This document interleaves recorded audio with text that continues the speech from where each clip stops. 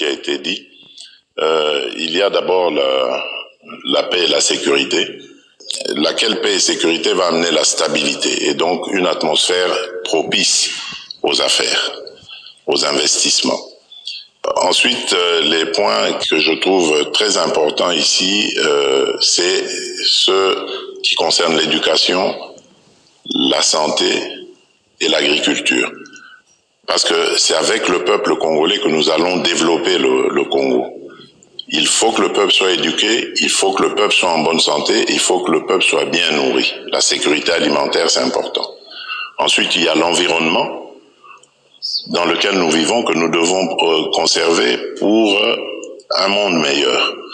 Et enfin, vous avez parlé de l'industrialisation, donc le domaine dans lequel nous avons plus travaillé avec la Chine, dans lequel la Chine a beaucoup investi, les entreprises chinoises ont beaucoup investi, qui font d'ailleurs de la Chine le premier investisseur en République démocratique du Congo.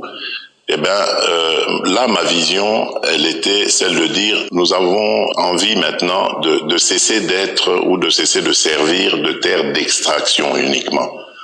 Aujourd'hui, il est plus que temps de transformer les minerais qu'on extrait dans notre pays en République démocratique du Congo. Cela va donner une certaine valeur ajoutée et surtout créer de la richesse en République démocratique du Congo et de l'emploi. Et la Chine, là aussi, a accepté de nous accompagner dans ce que nous avons appelé l'industrialisation de la République démocratique du Congo. Évidemment, l'industrialisation s'accompagne des infrastructures, construction d'infrastructures, et aussi de l'énergie.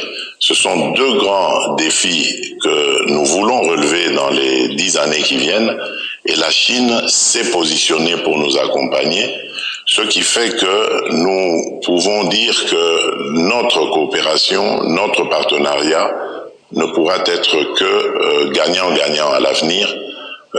Ainsi, nous pourrions corriger les erreurs du passé.